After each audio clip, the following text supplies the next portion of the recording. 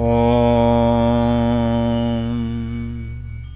श्री सांब शिवाय नमः। अथ षोडशोऽध्यायः 16वां अध्याय।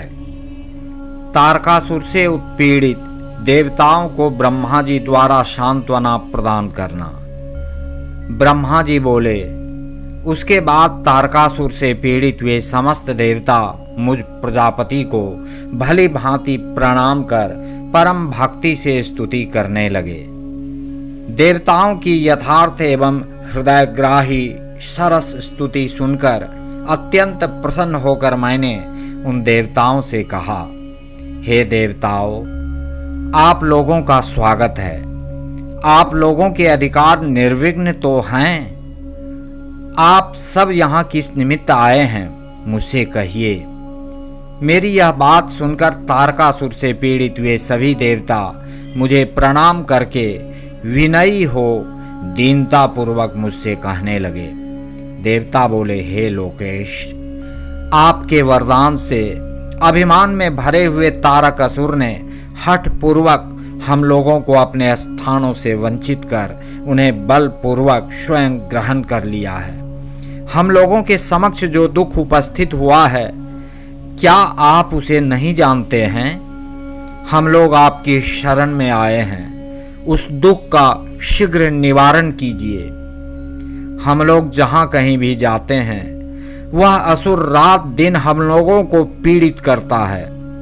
हम जहां भी भाग कर जाते हैं, वहां तारक को ही देखते हैं। हे सर्वेश्वर, हम लोगों के समक्ष तारकासुर से जैसा भय उपस्थित हो गया है, वह दुख सहा नहीं जा रहा है। हम लोग उसी पीड़ा से अत्यंत व्याकुल हैं। अग्नि, यम, वरुण, निरृति, वायु एवं अन्य समस्त दिक्पाल उसके वश में हो गए हैं। सभी देवता अपने समस्त परिकरों सहित मनुष्य धर्मा हो गए हैं और उसकी सेवा करते हैं। वे किसी प्रकार भी स्वतंत्र नहीं हैं। इस प्रकार उससे पीड़ित होकर सभी देवता सदा उसके वशवर्ती हो गए हैं और उसकी इच्छा के अनुसार कार्य करते हैं तथा उसके अनुजीवी हो गए हैं। उस महाबली तारक ने जितनी भी सुंदर स्त्रियां हैं तथा अप्सराएं हैं, उन सब को ग्रहण कर लिया है। अब यज्ञ याग संपन्न नहीं होते, तपस्वी लोग तपस्या भी नहीं कर पाते। लोकों में दान धर्म आदि कुछ भी नहीं हो रहा है। उसका सेनापति दानव क्रौंच अत्यंत पापी है। वह पाताल लोक में जाकर प्रजाओं को निरंतर पीड़ित करता है। हे जगतधाता, उस निष्करुण तथा पापी तारक ने हमारे संपूर्ण त्रिलोक को बलपूर्वक अपने वश में कर लिया है। अब आप ही जो स्थान बताएं, वहां हम लोग जाएं। हे लोकनाथ, उस देव शत्रु ने हम लोगों को अपने अपने स्थानों से हटा दिया है। अब आप ही हम लोगों के शरणदाता हैं। आप ही हमारे शासक, रक्षक तथा पोषक हैं।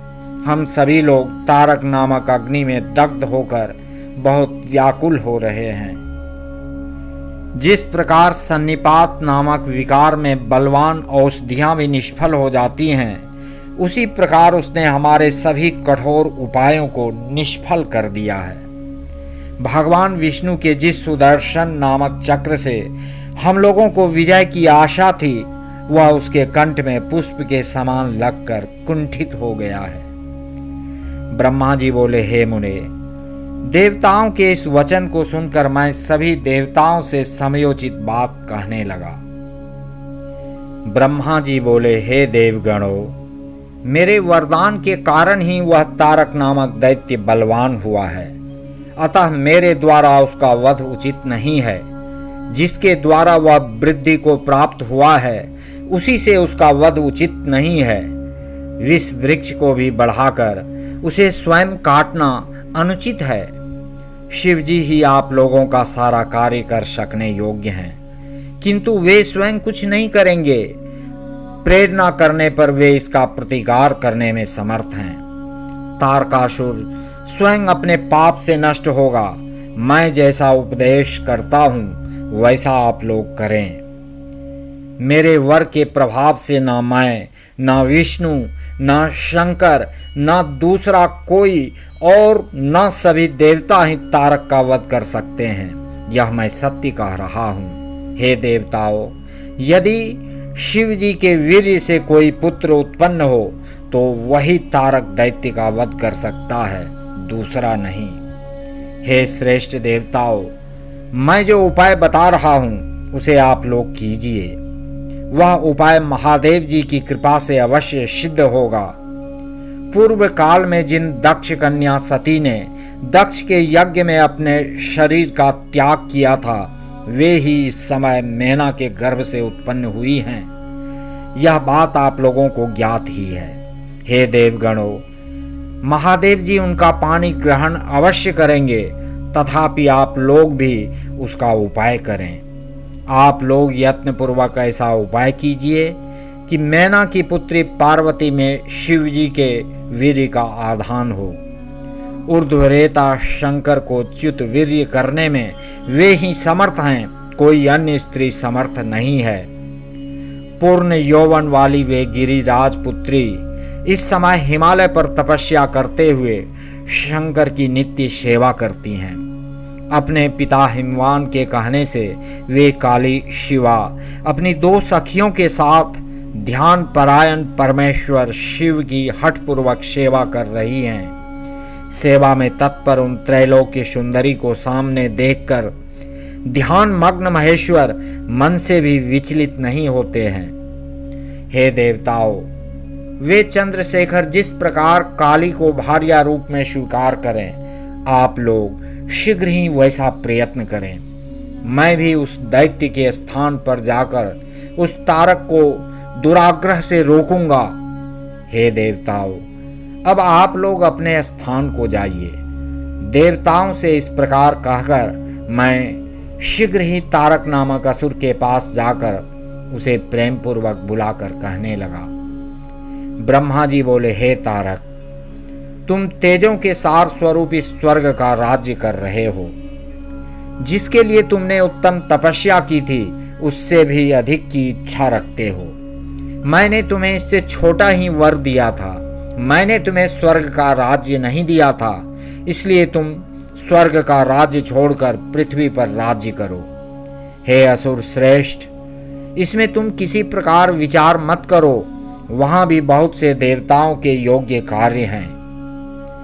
सभी का ईश्वर मैं इस प्रकार उस असुर से कहकर और उसे समझाकर शिवा सहित शिव का ध्यान करके वहीं अंतर्धान हो गया।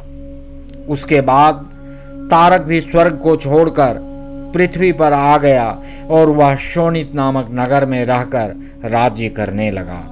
सभी देवगण भी मेरा वचन सुनकर मुझे सादर प्रणाम करके समाहित चित्त हो इंद्र के साथ इंद्रपुरी को गए। वहां जाकर मिल करके आपस में विचार करके उन सब देवताओं ने इंद्र से प्रेम पूर्वक कहा। देवता बोले, हे इंद्र, जिस प्रकार भगवान शंकर सकाम होकर शिवा की अभिलाषा करें, ब्रह्मा जी के द्वारा बताया हुआ वह सारा प्रयत्न आपको करना चाहिए। ब्रह्मा जी बोले। इस प्रकार इंद्र से संपूर्ण वृत्तांत निवेदित करके वे देवता प्रसन्नता पूर्वक सब और अपने अपने स्थान को चले गए।